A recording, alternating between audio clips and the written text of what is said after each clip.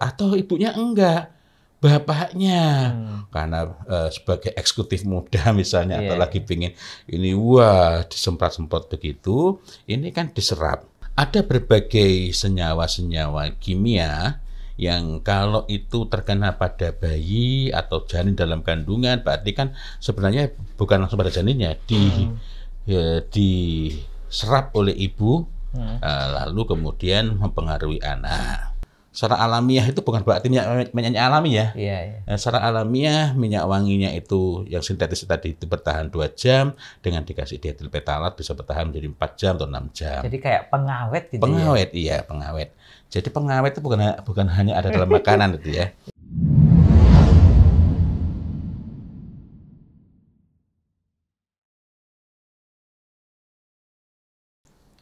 Assalamualaikum warahmatullahi wabarakatuh. Waalaikumsalam warahmatullahi wabarakatuh. Alhamdulillahi rabbil alamin wa bihi nasta'inu ala umuri dunya waddin wassalatu wassalam ala asyrafil anbiya wal mursalin amma ba'd. Alhamdulillah, berjumpa lagi dalam bincang wewangi tuntunan Nabi. Ikhtiar kita untuk senantiasa ittiba' ila Rasulillah sallallahu alaihi wasallam, khususnya dalam berwewangi yang Rasul menyebutnya tib. Tib, Ya, tib ya. Artinya itu yang harus thayyib nggih. Iya. Nah, ini kemudian ada apa ini, kemarin jenengan sempat nge-share juga ya video tentang bahayanya nyemprot-nyemprot. Betul. Ketika ada wanita hamil, ada iya. bayi, ada anak kecil. Ini kenapa Ustaz? Nyemprot-nyemprot nggak boleh itu kenapa itu? Dan sebenarnya ini adalah pembicaraan kita kesekian ya. Untuk menegaskan bahwa masalah dalam minyak wangi ataupun eau de parfum yang semprot-semprot itu, eau de toilet yang orang seringkali mengira parfum padahal itu bukan, atau extrait parfum dan lain-lain, itu bukan soal alkohol. Gitu ya. Yang itu perlu garis bawahi. Jadi misalnya ada minyak wangi alkohol free, ya, artinya tidak ada alkoholnya, bukan berarti aman. Kita perlu cek dulu. Nah, banyak studi berkenaan dengan bahaya dari petalat yang sempat kita singgung juga pada saat kita membahas tentang misik. Misik. Misik dalam arti misik yang sintetis artifisial, atau dinamai misik tapi sebenarnya bukan ya. Bukan, atau itu ada campuran misik sintetis alami tetapi dicampur dengan bahan-bahan sintetis artifisial. Nah, semua itu, ini salah satu contoh saja. Semua itu beresiko, dan ada studi khusus berkenaan dengan petalat ini. Petalat kenapa nggak saya sebut dietil petalat? Karena dietil petalat itu alias DEP cuma salah satunya. Nah, ini kita temukan dalam studi-studi tentang epidemiologi. Tepatnya epidemiologi ya, mengenai epidemi ya. Ya kalau dulu COVID itu pandemi, kalau skala lebih sempit itu bisa epidemi. Nah, di antara penyebab-penyebab epidemi dan bahkan bisa berkembang menjadi pandemi, ingat kasus yang ada di Halifax, Kanada, ya. Nah, ada berbagai senyawa-senyawa kimia yang kalau itu terkena pada bayi atau janin dalam kandungan, berarti kan sebenarnya bukan langsung pada janinnya, diserap oleh ibu, lalu kemudian mempengaruhi anak. Nah, di antaranya pada dietil petalat. Ini sekali lagi berdasarkan riset-riset epidemiologi ya. Pertama, kenapa sih kok orang menggunakan DEP, dietil petalat, atau kalau dalam pembahasan mengenai studi epidemiologi itu disingkat dengan MEP, monoetil petalat ya. Nah, istilah singkatan umumnya adalah DEP, dietil petalat, tapi dalam kaitannya dengan metabolit yang diukur dalam studi epidemiologi, singkatannya adalah monoetil petalat. Nah, fungsinya untuk apa sih? Kenapa kok dicampurkan dalam minyak wangi yang sintetis artifisial ataupun eau de parfum, eau de toilet, extrait de parfum? Itu fungsinya untuk menahan aroma, baik itu pada kosmetik, pada eau de parfum, pada cologne maupun pada produk-produk self care ya, perawatan pribadi. Sehingga baunya itu tahan lama. Misalnya secara alamiah minyak wangi itu tahan 4 jam, kalau tambahi dengan itu bisa menjadi 6 jam. Atau misalnya yang secara alamiah itu bukan berarti minyaknya alami ya. Secara alamiah minyak wanginya itu yang sintetis tadi itu bertahan 2 jam, dengan dikasih dietil petalat bisa bertahan menjadi 4 jam atau 6 jam. Jadi kayak pengawet gitu. Pengawet, iya, pengawet. Jadi pengawet itu bukan hanya ada dalam makanan itu ya. Kemudian ini juga digunakan dalam obat-obatan, tapi kita nggak bahas karena wilayah pembahasan kita adalah mengenai minyak wangi atau eau de parfum. Lalu apa resikonya kalau itu paparan prenatal? Maksudnya paparan prenatal itu ibunya ketika lagi hamil sering semprot-semprot, atau ibunya enggak, bapaknya karena sebagai eksekutif muda misalnya, atau lagi pingin ini disemprot-semprot begitu, ini kan diserap. Itu berhubungan dengan peningkatan resiko ADHD dan autism pada saat anak sudah dilahirkan, sudah lahir. Nah, artinya ketika sekarang ini kok bertambah kasus-kasus macam itu, jangan-jangan sangat dipengaruhi oleh meningkatnya perilaku berwewangi tetapi tidak sesuai dengan sunnah. Ya, nah, jadi kalau ditanya, saya pernah ada yang komplain ya, loh, apa enggak boleh pakai itu? Saya nggak berhak untuk melarang. Komitmen kita ini kan membahas tentang wewangi sesuai dengan tuntunan ini adalah untuk melihat, Masya Allah, bahkan di masa Nabi saja sudah dibedakan menjadi 2 antara tib dengan yang lebih umum adalah utur. Tib pas termasuk utur, tapi utur belum tentu termasuk tib. Nah, dan waktu itu bahannya semuanya alami. Iya, semuanya alami itu ya. Itu nanti ada lagi risiko-risiko lainnya, tapi saya nggak sebutkan di sini karena masih ada lagi petalat yang lain, yakni dibutil petalat alias disingkat biasanya menjadi DBP. Tapi kok Ustaz, jadi ingat apa itu dulu zaman Rasul sudah dikenal wewangian, ada yang tib, ada yang utur, kemudian makin banyak yang sifatnya sintetis, artifisial dan merusak. Jadi ingat zaharul fasadu fil bari wal bahri. Kalimat selanjutnya kan bima kasabat aidinnas, tangannya manusia. Sebabnya itu dan dulu kan orang kalau meramu-ramu yang petalat pakai tangan ya. Iya. Dan memang langsung tangan dalam makna harfiah, langsung nyemprot juga pakai tangan. Masya Allah. Ya Allah. Dan kalau kita lihat berkenaan dengan utur dan tib itu, masa itu bukan seperti ini. Melainkan bahwa tib itu faedahnya itu bisa menjadi tib, menjadi obat. Sementara utur secara keseluruhan itu tidak dalam masuk berisiko tinggi seperti ini ya. Nah, lalu tadi kita sudah mulai masuk pada dibutil petalat, singkatannya DBP. Ini fungsinya antara lain juga sama itu ya, artinya untuk pengawet. Jadi aromanya lebih awet, tidak mudah hilang gitu ya. Ini juga seringkali dipakai ini apa namanya, cat kuku itu.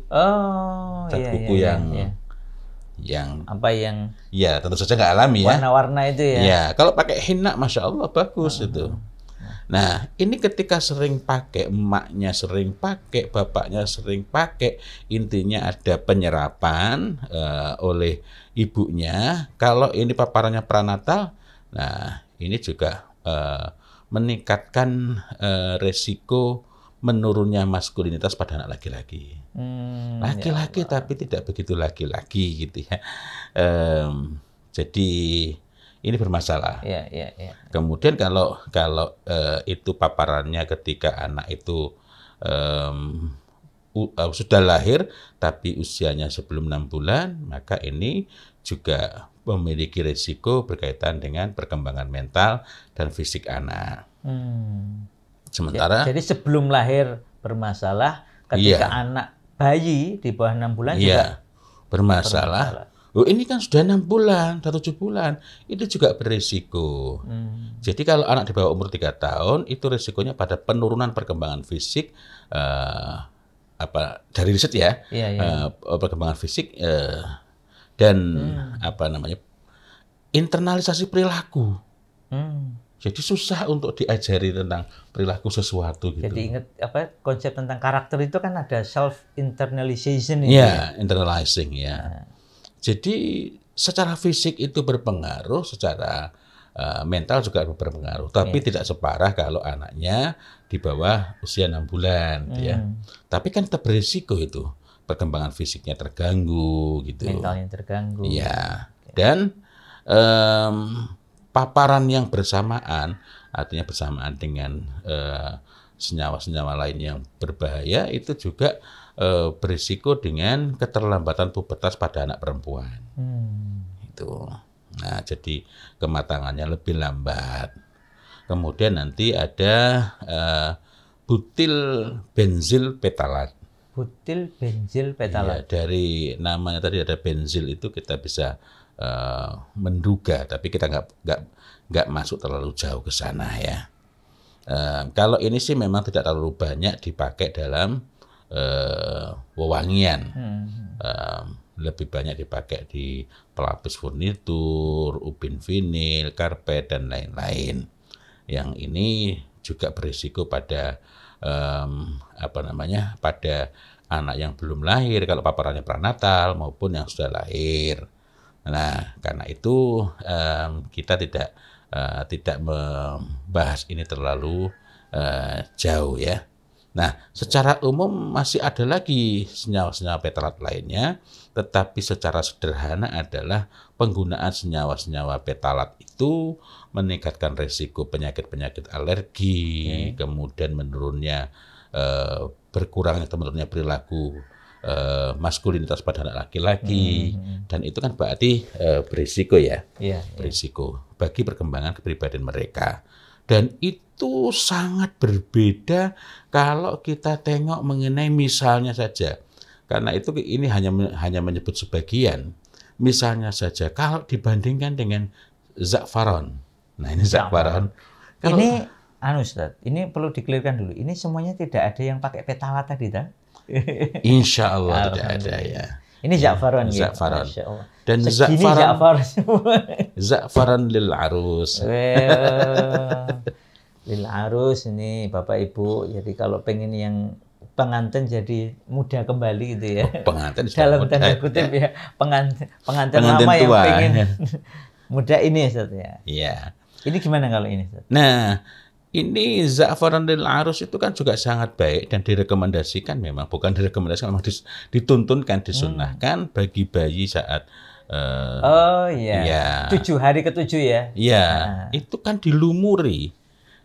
Artinya hari ke-7 dicukur rambutnya, lalu dilumuri. Bukan cuma diolesi sedikit. Dan mengusapkan, melumuri anak dengan za'faron itu ketika mereka masih kecil, masih di bawah 2 tahun, dan mungkin juga, maksud saya belum berani memastikan, walaupun tidak berbahaya secara fisik itu, kalau untuk anak-anak yang sudah mendekati mumayyiz itu bagaimana gitu ya. Tapi ada yang sering menggunakan itu untuk anak-anak yang masih balita di atas 2 tahun tapi sebelum 5 tahun. Dan itu tapi ini bukan riset ya, pengalaman itu cenderung meningkatkan. Jadi anak itu sepertinya perhatian lebih baik, daya ingat lebih baik.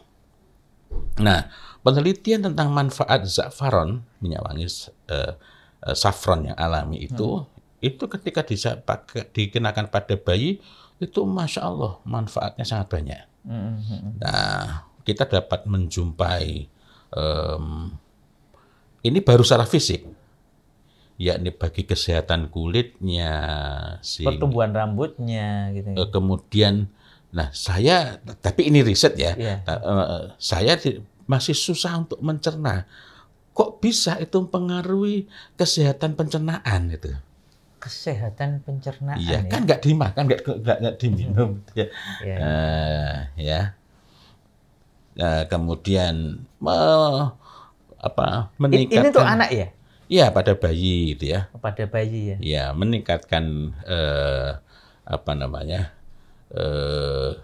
eyesight, pandangan matanya itu. Jadi kemampuan kesehatan matanya meningkat. Iya, dan meningkatkan daya ingat. Baik dalam bentuk minyak wangi yang alami, bukan cuma namanya saffron atau japaron.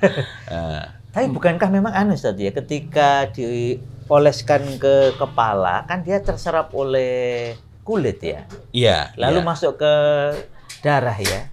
Iya. Saraf darah. Sehingga artinya dari sisi itu saya bisa memahami. Tapi ya ini karena keterbatasan ilmu saya. Loh, kok jauh banget sampai ke pencernaan? Karena kan nanti kan pencernaan kaitannya juga dengan aliran darah ya? Iya.